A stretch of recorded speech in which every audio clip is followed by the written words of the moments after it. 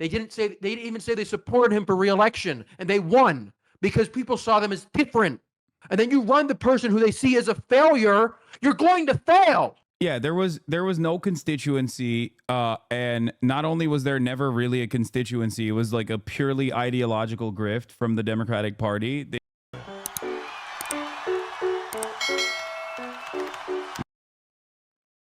Hello, I'm back from my brief stint with the communist territories of Canada. Yeah, I don't. Let me check what Georgia is, but the story here is very simple in Georgia, and it's you can say everybody say hello to Bobby in the background. That's my dog. She's a sweetheart. But what happened in Georgia is very similar to 2022 with the Warnock race, but in one direction. We see in the state that Trump made gains in the rural areas, like Herschel Walker did. Senator Warnock managed to survive those gains by outperforming Biden in the entire metro area, both the suburbs and the inner city, by mid-single, high single digits. That was enough to get him to a 3-point win in the runoff. Kamala Harris, her margins in the metro area would have been enough for her to carry the state if she did not lose ground in the rural Georgia. If she did not lose ground across the state other than Atlanta. She lost ground in essentially everywhere in South Georgia, south of Atlanta. She was inconsistent in North Georgia, and I don't think that she is going to, did all that well in the small cities. It was a death by 1,000 cuts. It looks similar in North Carolina here. To the extent she has a path, it's by doing what she failed to do in Georgia and North Carolina, although I will say that these states are not called yet, where she's able to counteract Republican swings in rural Pennsylvania, Michigan, and seems to be Wisconsin, although only one county is done, and it's a Native American county. It was a small swing. I have a question for you real quick. Yeah. So Kamala Harris's method of suburban turnout was a demonstrable fucking failure in Georgia. Absolutely. Like, an unimaginable failure. So the reason why, I mean, I don't want to do the I told you so route in this situation, not to you in particular. We should. But we can do the I told you so route because we did. I was trying to be bullish on her. I fundamentally believed in the world of 2022. I believe in the world where Americans, given a generic Democrat, would choose them over Trump. We've seen that time and time again. We saw that in 2022. Democrats had the best midterm election since the Great Depression. But you can't force it with your ideological, centrist, center-right, neocon preferences. You can't force this interventionist shit ideology down people's throats. You have to meet them where they are. You have to run somebody people see as a capable, charismatic leader. You can't be trying to fucking convince them to bring back the Iraq War era. They rejected that in 2008. You won off of a platform that said that we should spend money at home and not overseas. You get elected 12 years later off of a platform where you're saying we're going to create an interventionism of foreign policy for the middle class.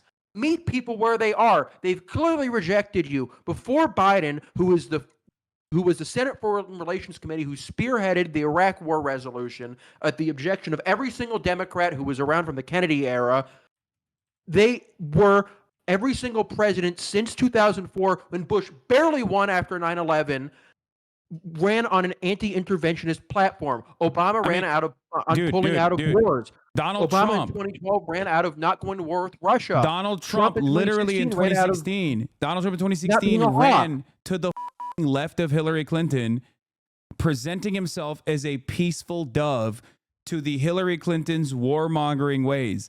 This was massively beneficial in making him look like a moderate.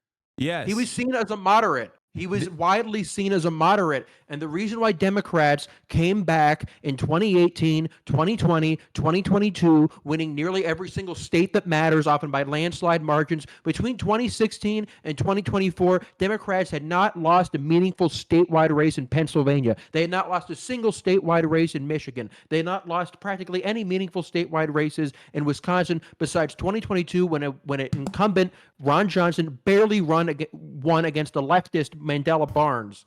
They won both Senate seats in Georgia. They won the governor's race in North Carolina. They won both Senate seats in Arizona, both Senate seats in Nevada, the governor's race in Arizona.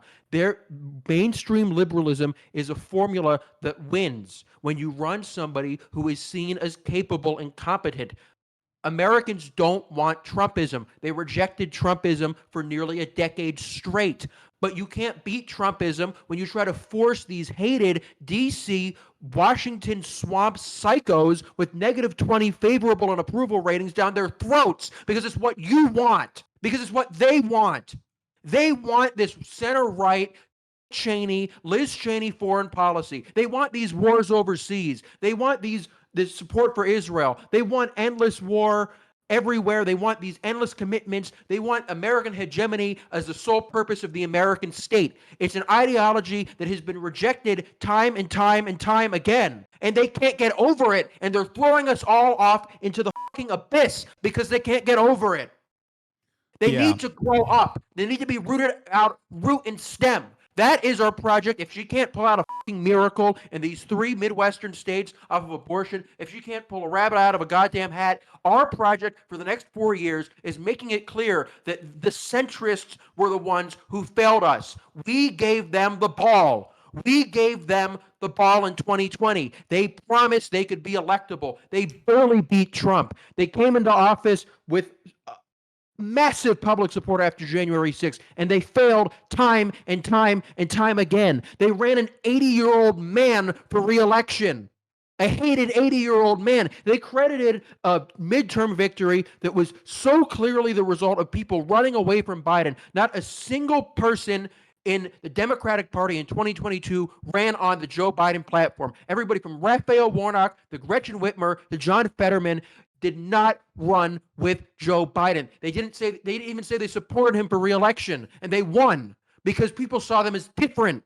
And then you run the person who they see as a failure, you're going to fail. Yeah, there was no constituency, and not only was there never really a constituency, it was like a purely ideological grift from the Democratic Party. One thing that I think is really interesting about this is that they always claim that people like myself, people like yourself, are these like idealistic fucking losers who just want who want a unicorn, right? Like that's what Hillary Clinton said about Medicare for all. Oh, what's next? You want a unicorn? And it's like the things that we are advocating for are not only morally correct, but they're also massively beneficial in terms of the race, in terms of winning races. Even if you are not genuinely interested in pushing the needle towards like a more just society, towards expansion of Medicare in a very significant way, not like at-home care or whatever the focus tested shit that Kamala Harris was pushing for, like focus grouped shitty. Even if that wasn't the case, like even if you weren't going to do that, like you couldn't even lie about it, which blows my goddamn mind. Like at least lie about it. And the fact that they chose not to even do that, the fact that they chose not to even dignify the base of support with lies to get them excited at the prospect, like Barack Obama did in 2008, is genuinely shocking. We are not the idealists here.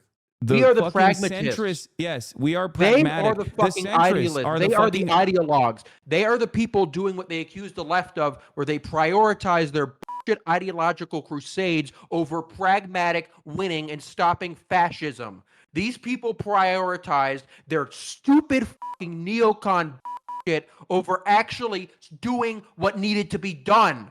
Yeah, they prioritized it at every fucking turn. We also have some more damning news from David Day, and House is starting to slip away from the Dems. This result in what was considered a safe seat in Illinois is the big shocker so far, with Joshua Lloyd with 72% of the votes in. The Republican candidate is clobbering Nikki Budzinski. Yeah, even the hope that existed under Biden that there would be some degree of separation between a generic liberal, someone like Bob Casey or Tammy Baldwin or any of these House members who won in 2022, they would be like separated from the Biden administration, something that made sense in theory, did not work in this high turnout electorate. When you have these low information voters, these low engagement voters, the kinds of voters who only show up every 4 years for presidential races and don't show up in special elections and runoffs and all these other races, when you have these voters showing up here, they just see the Democrat on the ticket as one and the same with his administration that they despise. Yeah, but listen, you want to know what the silver lining in all of this is?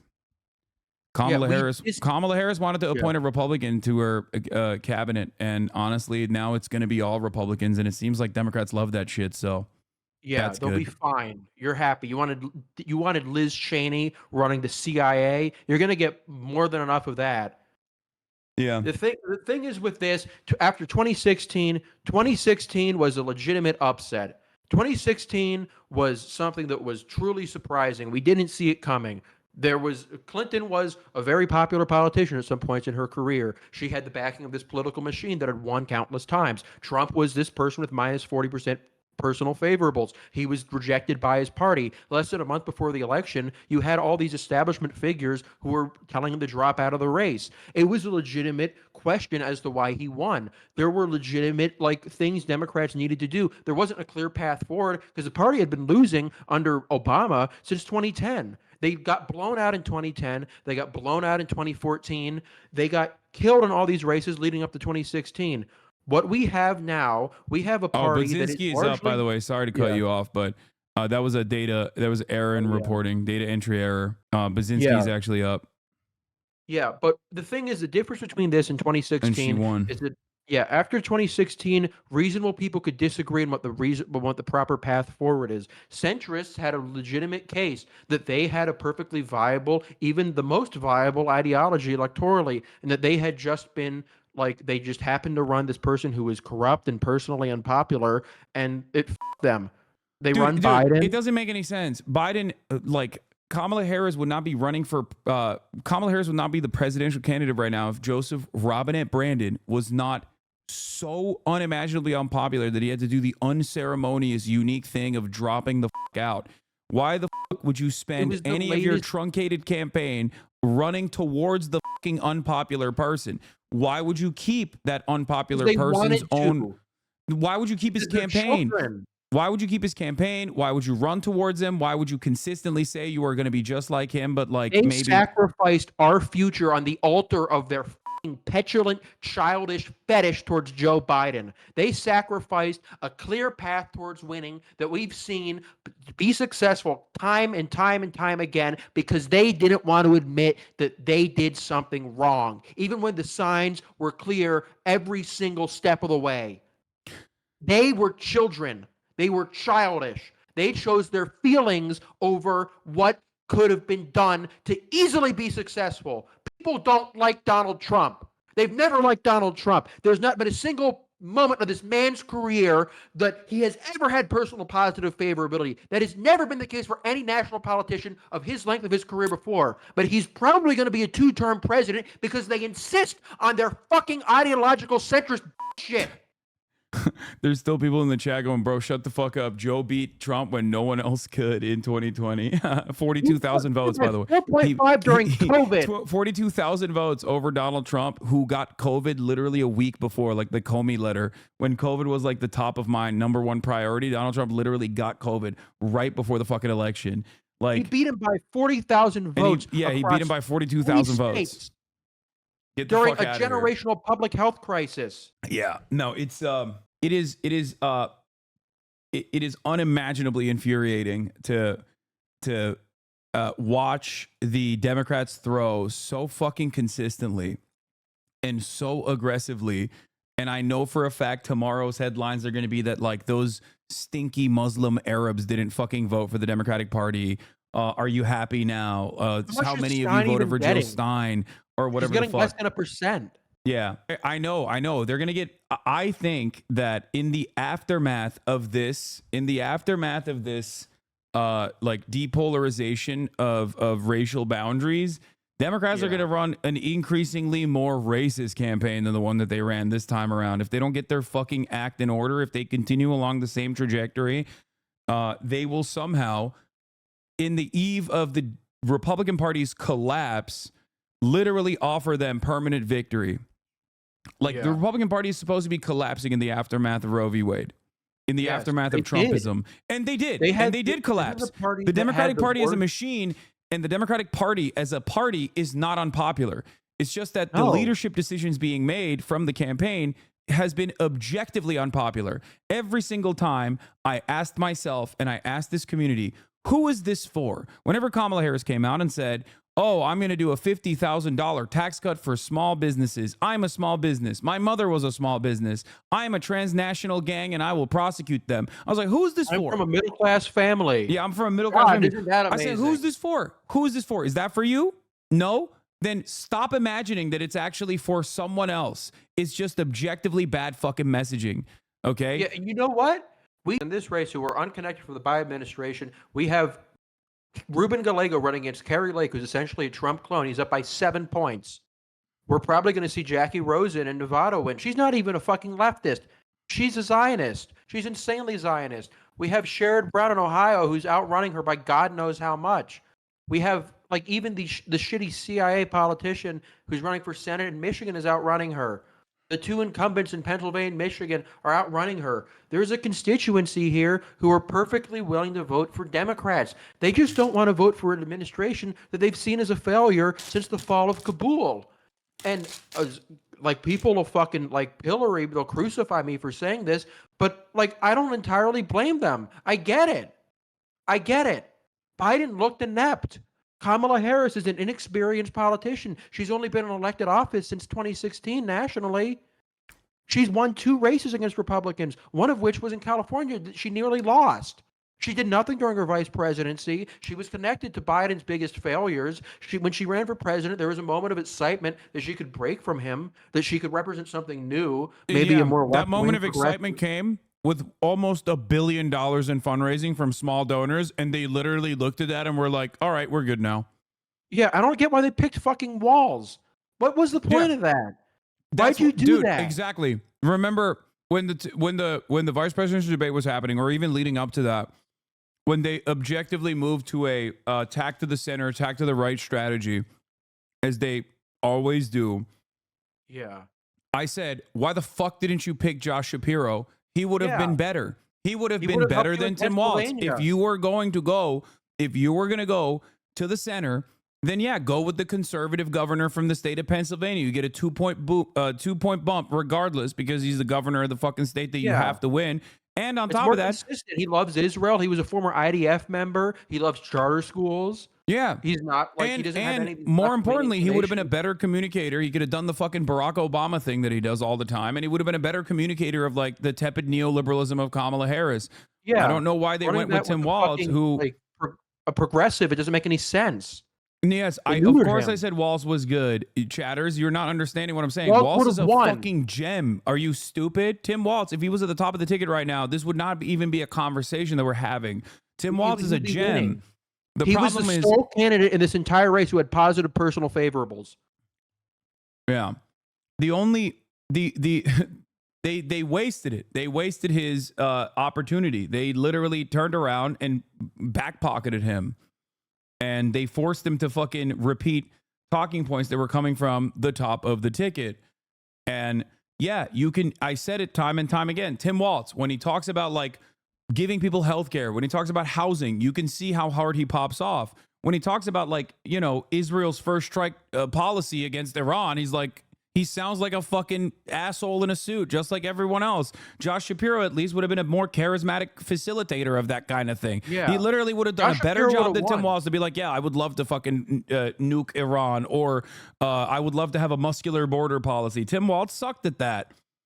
I wouldn't I'm not too fucking proud. I'm not going to say some bullshit like you have to run a fucking socialist in every election to win. You just have to run somebody who looks competent. Josh Shapiro won in Pennsylvania against a Trump toady by 15 points. This isn't complicated. We don't need like some fucking magic sauce. We just need somebody who's capable of like looking like they can govern the country.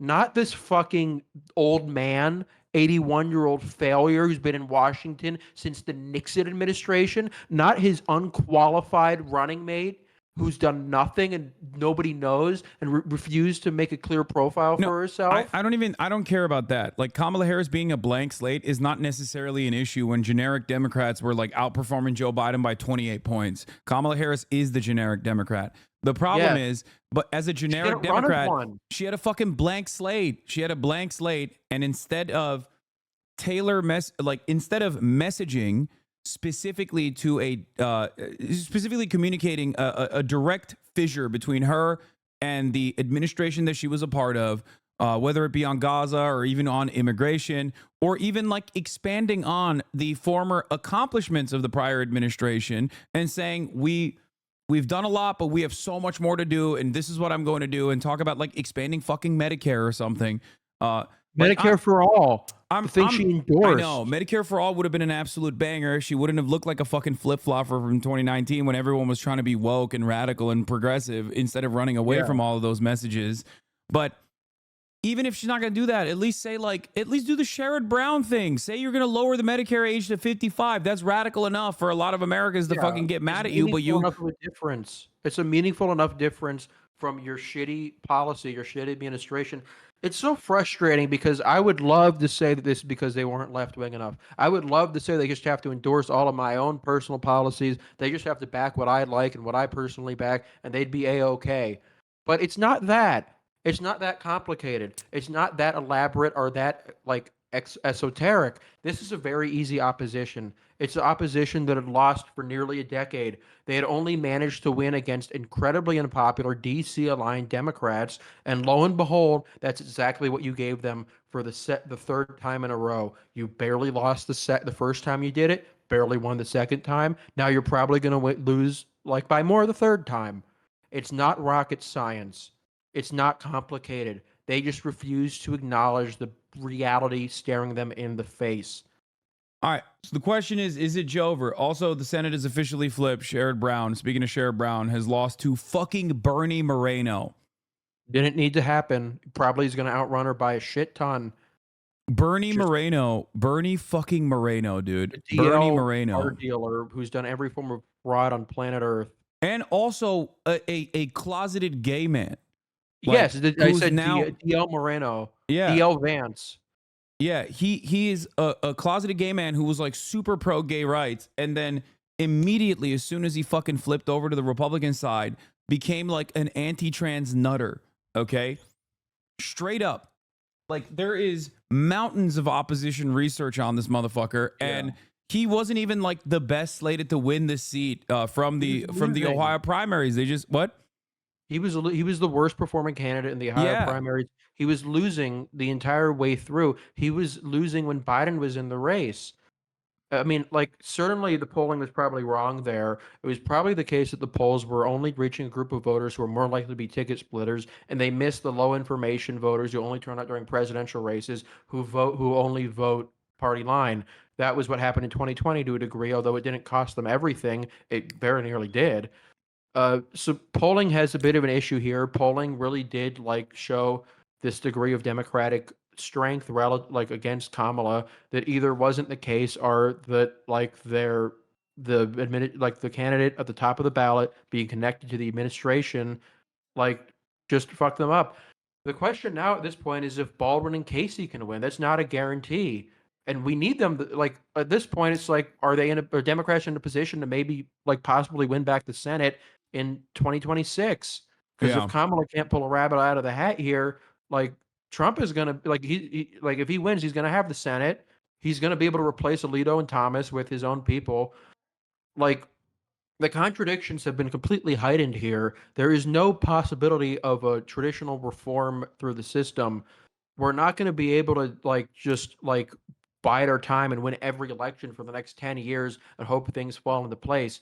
We're going to need radical court reform if there's going to be anything done. We're going to need some really, really a huge reform of the DNC that's put together so they can actually appeal to people instead of trying to prioritize their Cheneyite crusades over everything else that's going on. I hope that I wish there could be a middle ground. I really did. I thought there maybe could be a middle ground, but like there just wasn't. Yeah. But it's Nate nothing we Cohn, don't for the first already time know. tonight, Nate Cohn says, for the first time tonight, we consider Trump likely to win the presidency. He's an advantage in each Pennsylvania, Michigan, and Wisconsin to win. Harris would need to sweep all three. There's still a lot of vote left, but in the voting so far, Trump is narrowly but discernibly ahead. Yeah, I think that's fair. Yeah, like Shai is saying, she's just underrunning Biden across the board, no matter the demographic.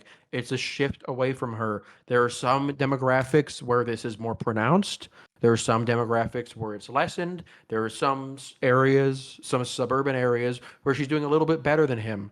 But the general story is this is an unpopular administration.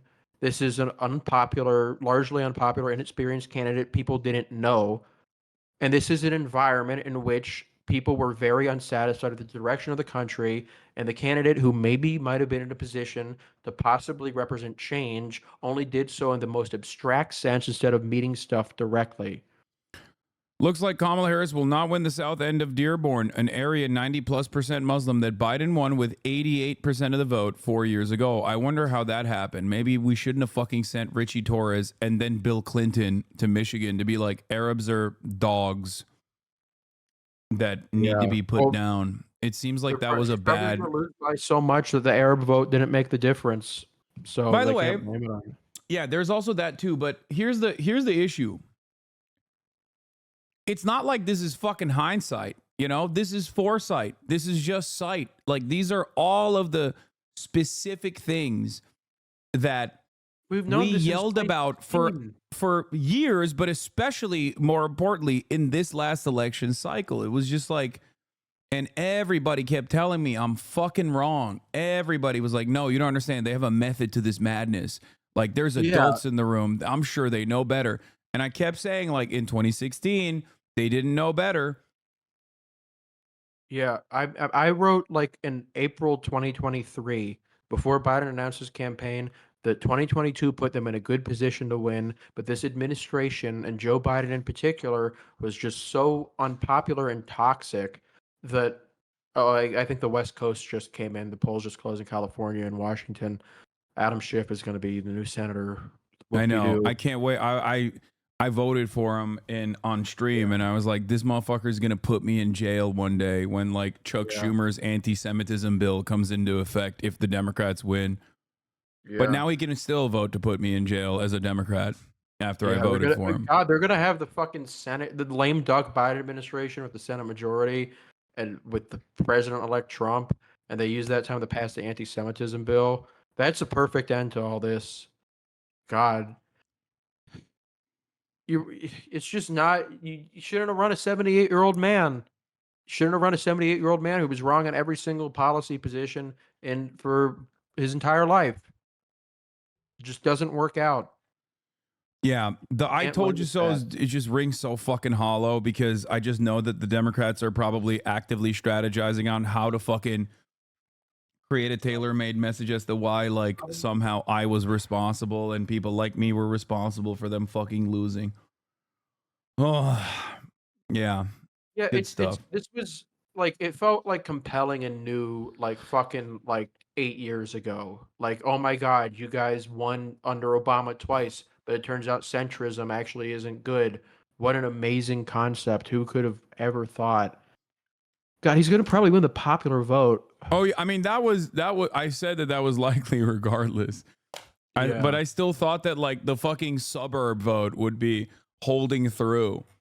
You know? The thing is that if the country voted like the suburbs did, if the country voted like the entire country voted like the Atlanta suburbs, if the entire country voted like these, like, specific areas in Virginia and like Wisconsin and like North Carolina, if the whole country voted like that, she probably ends up winning. The thing is, the country just didn't end up voting like that. The country didn't do that. The country didn't, like, there was everywhere besides the suburbs moved away from 2020. Everywhere besides the suburbs moved to the right. The rural areas, the urban areas, New York, everything from New York City to fucking like rural Indiana and Kentucky, like, move to the right. And if you're not putting up like massive margins that like and it counteract that, which she didn't do, you're not going to win. You can't win. You can't win with that. And now we're Yeah. probably in a situation where Trump's going to win at all the 7 swing states. Polly Market was right. Like, God, the polling was right. Guess we can go forward like fucking worshiping Atlas Intel.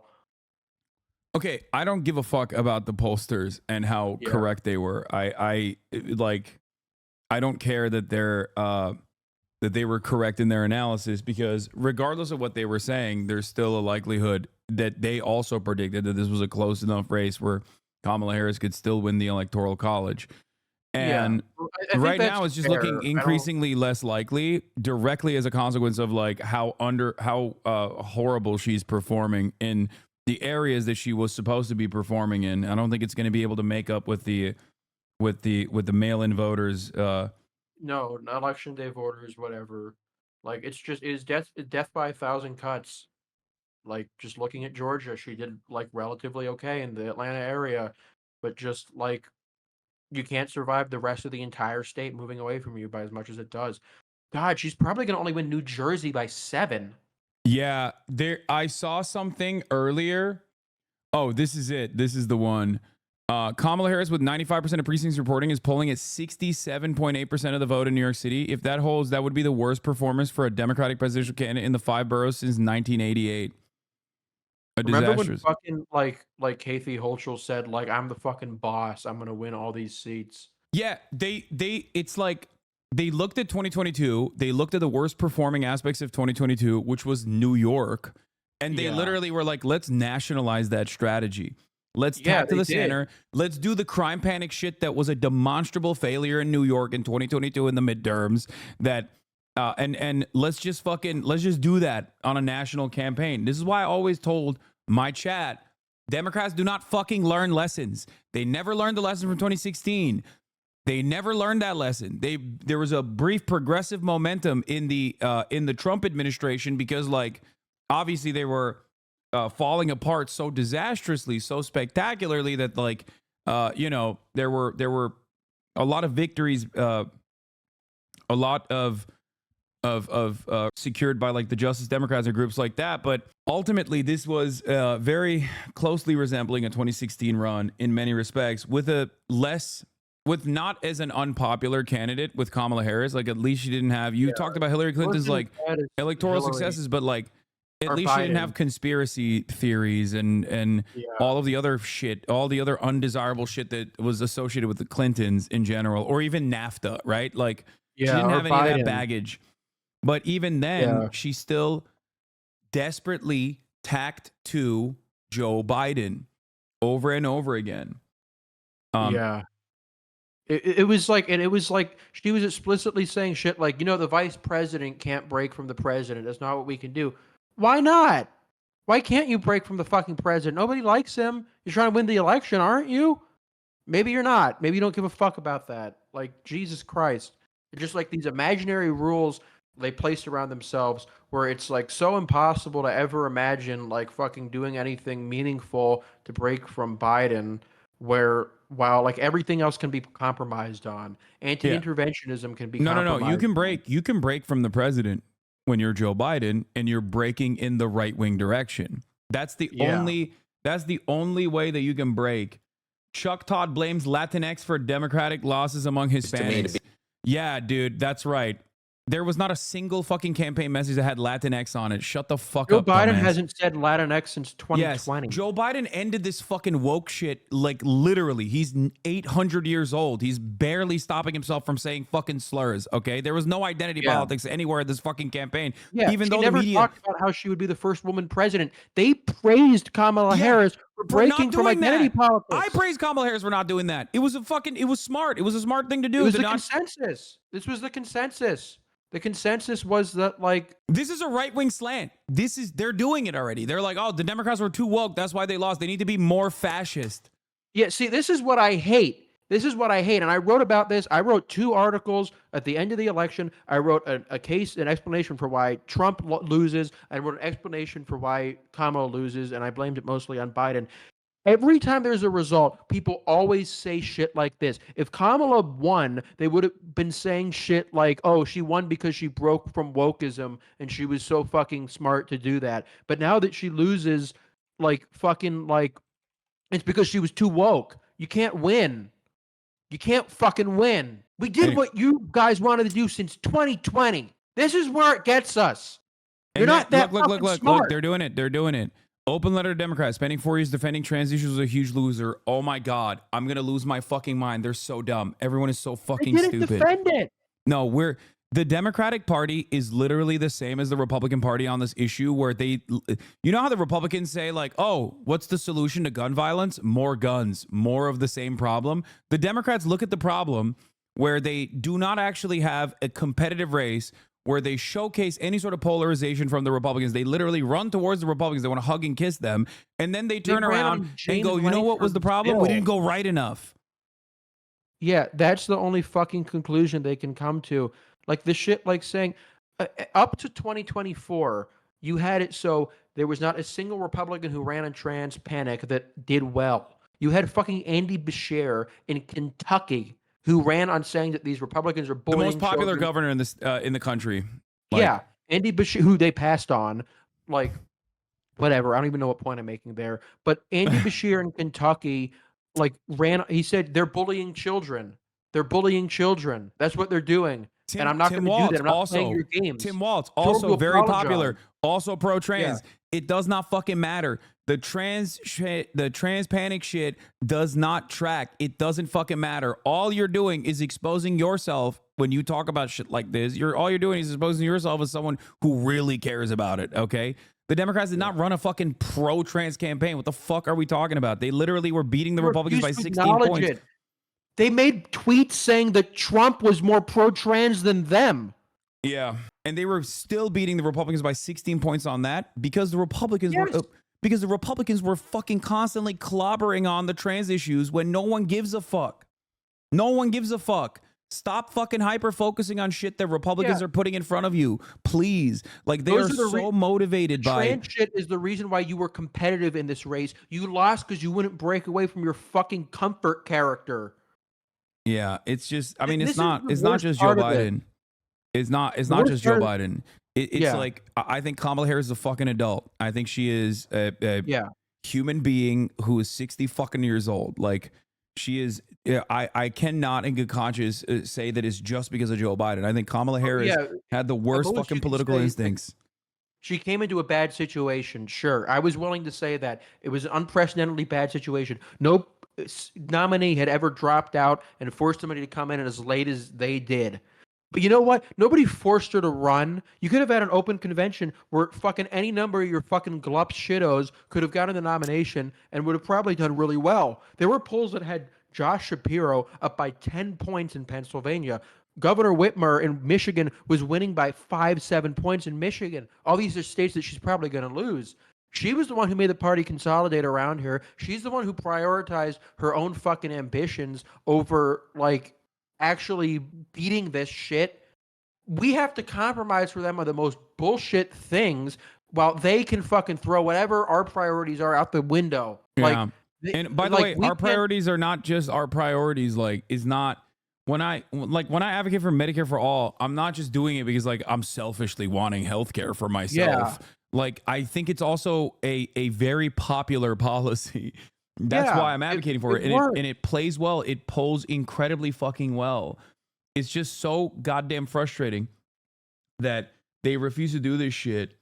Anyway, here's what NBC anchor just noticed. A memo from the Harris campaign is almost verbatim what Hillary Clinton's 2016 campaign had sent, urging panic against. We're focused on the blue wall, which is...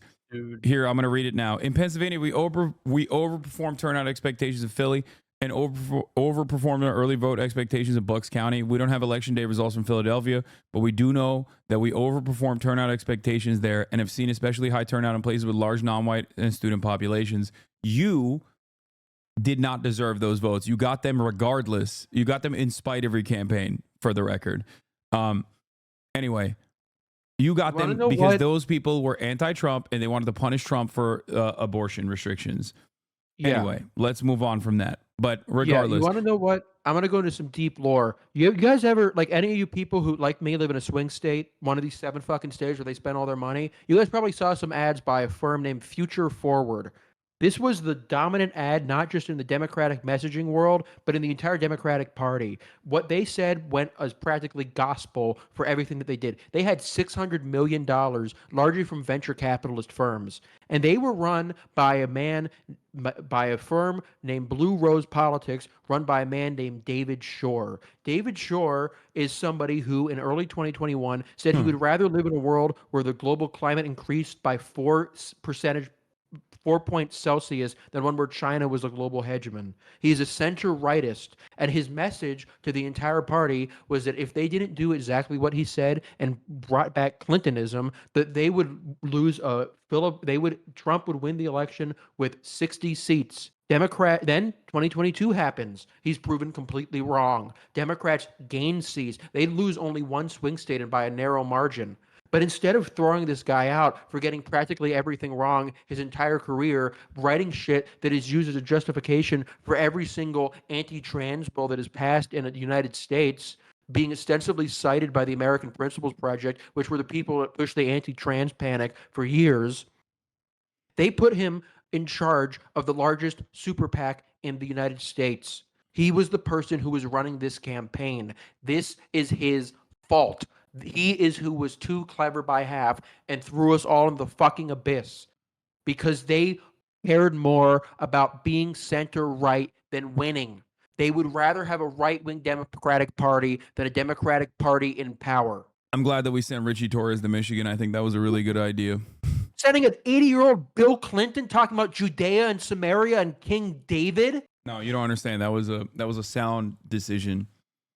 These guys You know what they were doing with that? That was a totem because David Shore said, "Oh, you know what? I thought that being more left-wing was a really good idea back in 2012, but I eventually learned that all the Clinton people were actually right because they were anti-wokeness. They brought out this corpse that nobody likes, this serial rapist going around the country saying bullshit about Zionism and how evil Hamas is in the closest election in a fucking generation."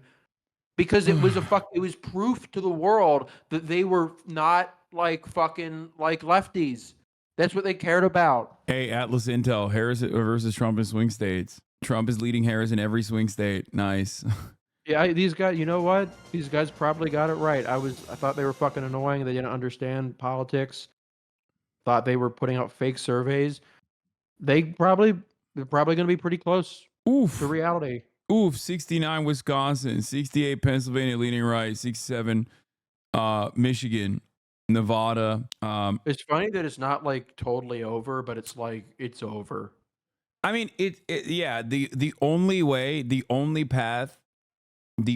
path for success out of this is just like if there is this massive fucking Hail Mary and the youth voters like still ended up carrying the Democratic Party to a victory that they did not deserve, that they desperately actually they desperately pushed young voters away, sometimes directly arresting them, sometimes calling them fucking Klansmen, like in terms of the pro-Palestinian campus protesters and shit. And they probably still sucked it the fuck up and went out and voted. But ultimately these results they're not looking too good. I think it's all in on Pennsylvania at this point, and I don't know what it looks like. Do you have any performance updates for Pennsylvania? I mean, I don't know. I mean, the Times has all those states, like you said, it's 65, 70% Trump. I think Pennsylvania just kind of fell back in the toss-up status. I mean, like, I guess maybe if like the final votes here are like really, really, really good for her, like beyond anything we've really seen anywhere else, maybe these could break her way. But like, it's like forecaster Enton in Pennsylvania now. There are 23 counties where 95 plus of the vote is in. Trump needs to do 1.2 points better than last time around to win statewide. In the counties where 95% of the vote is in, he's doing 2.5 points better than his 2020 total. Yeah, it's not like it's super impressive. He just is just you had in 2020, you had an unpopular Trump who was seen as running an administration who was a failure, against a Democrat who was largely liked. The Democrat who was largely liked barely wins. And Like now you're at the point like you have that Democrat is wildly unpopular, governs over years and years of like economic depression, and like I mean, it's just a simple in the story. off chance that she pulls a Hail Mary out of this, like out of the mail-in voters and I don't know, in some of the districts that she's some of the districts with like extra turnout, and it's not like fucking Trump supporters that are coming in from these college towns, then then maybe the Democrat or maybe the Republicans will choose to abolish the electoral college, so that's cool. Yeah, I guess that'd be fun. Yeah, Literally, if the Democrats win the electoral college and lose a popular vote, as I said could likely happen, that'd be awesome.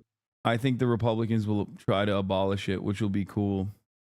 Yeah, it's just like this isn't like a 2016 thing where it's like this is so out of left field and what do we do next? This is it's just so predictable. It's just so predictable. It's like Keir Starmer becoming unpopular. Like we've been through this before. It was novel the first time. It was like really confusing and we didn't know what to do. But it's been like 10 years.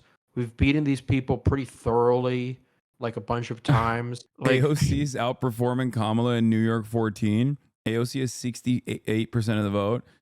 Kamala Harris has 65% of the vote. I don't even know if like Democrat. You know what? I shit on Cook Political Report for like having fucking like Wisconsin and Pennsylvania as toss-ups, but like that was probably real. That was real. You know what? I tip my cap. I'm not going to doubt them anymore. Yeah. All right. Well, let's dive back into the commentary from NBC News. Kind of address here tonight, regardless of where we are on the path to 270 I feel like they're votes. excited. I don't see them dooming and glooming. I feel like they're excited, fantasizing about like what kind of ratings the Trump administration is going to bring. White House veterans, I believe we have them right now. Oh, not yet. We're going to go to that they're coming up. Peter Alexander. Like I feel like I'm way more upset about the Democratic Party's performance so far than fucking NBC News is. I don't know what the hell's going on there. Yeah, well, I always defer to the Pod Save America guys. If they want to go, you'll let me know when they're ready. But we are waiting to hear, of course, from Kamala Harris at some point over the course of this evening. No indication when that would happen. Some early indications it might happen in the course of this hour. No confirmation on that at this time. We'll keep you posted as we know. I will tell you, though, in the course of the last 15 minutes, NBC News did obtain a memo that was sent out by the chair of the Harris campaign, Jen O'Malley Dillon, the woman who orchestrated Joe Biden's victory in 2020. This was sent to staff, and it gives you a sense of where they are heading into this evening. They expect nothing will be determined until late into the night, and certainly they say they're going to be at this again tomorrow. But as she notes in this memo again, she says that they have always said that the clearest path to 270 electoral votes lies through the blue wall states. And here's what she says specifically about Pennsylvania. She says that we overperformed turnout expectations in Philadelphia and overperformed in our early vote expectations in Bucks County, one of those key collar counties, those key suburbs of Philadelphia. She says we don't have election day results from Philadelphia, but we do know that we overperformed turnout expectations there and have seen especially high turnout in places with non-white and student populations right now. About Michigan particularly, they say the city of Detroit won't be reporting out until roughly midnight, but that they have seen strong turnout from early vote and election day voting in other parts of the state. And finally, in Wisconsin, where they're keeping a close eye on that blue wall, that they do not expect complete results from Wisconsin until tomorrow morning between 3 a.m. and 5 a.m. But the biggest takeaway perhaps from this memo is the sense that as the chips start falling, it appears that they are leaning heavily into the blue wall, which started and may be ending as their best path to victory here. In spite of some numbers that show they still have some ground to make up, there's still a lot of data out there. And that's where, at least according to her memo, which effectively said goodbye to the staff for the night, said we'll do it again late into the night and start again strong in the morning. That's where they are as this night heads toward midnight. All right, Peter, thank you. Now, without further ado, let's go to the hosts of Pod Save America, Democrats John Lovett and Dan Pfeiffer, both White House veterans. And Dan, I know you to be a number crunch of the numbers that you're seeing. You just heard what the Harris campaign is saying, but the vibe check is that this path is narrowing significantly and that it's blue wall or bust at this point for Kamala Harris. What was the point? Yeah, that seems right. And you look at the numbers, it's very clear that Trump is overperforming in rural counties, and Harris is overperforming in suburban counties. And what is going to maybe the deciding factor here is primarily going to be what is the turnout and the vote margins coming out of Milwaukee, Philadelphia, and Detroit. And if they are what we think they are, then she has a very clear, albeit narrow, but clear path to be the next president of the United States. John, let me ask you about what we've been observing. Young voters, particularly male voters, who seem to be breaking for Trump and, in fact, winning the youth vote, according to our exit polls. Does that surprise you? What's your take on that dynamic? That would be surprising. I think that's another reason to drink. But I do think that I think drinking it's alone, pretty John. Early. I think that's fine. That's fine. I think it's pretty early to be drawing conclusions based on the exits and trying to figure out what happened with specific demographics. I think where we're at is this was always going to be close. It is close right now. I think there was some hope based on vibes that perhaps this wouldn't be as close based on some late polling and some late momentum and a terrible event at Madison Square Garden. Could we hope that maybe this night wouldn't be as long? And the answer is no. The polls largely were showing a very tight race, and that's what we're kind of living through. Dan, do you think it will ultimately come down to Pennsylvania? I mean, that certainly has been what's been telegraphed for all of these months. I mean, it is the essential state because if Georgia and North Carolina, she does not win, and there's still a lot of outstanding vote in Georgia. It's once again a narrow path. But if those do not end up in her column, there is no math without Pennsylvania. You can replace Wisconsin with Arizona. You can replace Michigan with Arizona and Wisconsin, but you need Pennsylvania, and so it will come down to Pennsylvania. All right, Dan Pfeiffer, John Levitt, thanks for your time. We'll talk to you soon. Thank you. And we have another call to make. I believe we're going to get a state of Washington presidential call. Let's see where we are. NBC News now projecting that Kamala Harris will win the 12 electoral votes in the state of Washington. Here's how it breaks down right now. A difference of about 472,000, 473,000 votes. In the road to 270, that leaves Harris with 165, 214. I stand by this, and it's going to come across as silly when I say this, but she should have 100% at least sent Tim Walz on Joe Rogan if she wasn't going to go on Joe Rogan. Sarah Fagan, a former aide to George W. Bush. Mike, first of all, give me your thoughts here. We've had no calls in battleground states so far. Is this a matter of viewing pieces through a microscope right now to try to understand where this is going? Well, it sounds that way from the Harris campaign, but I want to stick with the vibe comment that John Levitt just made, because I really do think that what we're seeing now is this coming to fruition, this vibe versus issues election that we've had. The Harris campaign really put on the vibes, the joy, and all of that. And I think the Trump campaign tried to stick to issues, immigration, inflation, instability around the world. And if you look at the exit polls that you all have been talking about today, you really see that Americans think that the country's on the wrong track. We think the economy, we were better off 4 years ago than we are today. And when you look at the way Harris tried to distance herself from Biden, I think this all came down to whether she'd be successful with that, and it looks like she wasn't. Hey, Mike, let me just ask you just to bear with me for a second, because we have another projection we're going to put up here on the screen. And this is the state of Connecticut. NBC News projecting that Kamala Harris will win in Connecticut when all the votes are counted. 7 electoral votes. There's the breakdown right now. We're about back, a 10-point difference between the two of them. And here's where it takes us, the road to 270. Donald Trump standing at 214. She only has like Harris 100 more fucking votes to make up. Electoral votes. We'll get back to our conversation. Sarah, let me turn to you. You've heard a little bit about this memo now with this campaign memo. What do you make of it? Well, I think it's a campaign doing what it can to try to keep hope alive. You know, look, I don't see any good news for Democrats in these results. Donald Trump is running about a point or a point and a half ahead of where he was in 2020. And in these counties, in these blue wall counties that 75% of the vote is in, and Kamala Harris is running behind in these urban areas by 1 or 2 points compared to where President Biden performed. You look at that coupled with Donald Trump's overperformance with Hispanic voters, with young voters. I don't think they have a lot to hang their hat on. And it's not over. There's votes to be counted. We should point out that these blue wall states tend to be red mirage. You know, they go red and then they tend to go, the race narrows as these big urban areas come in later.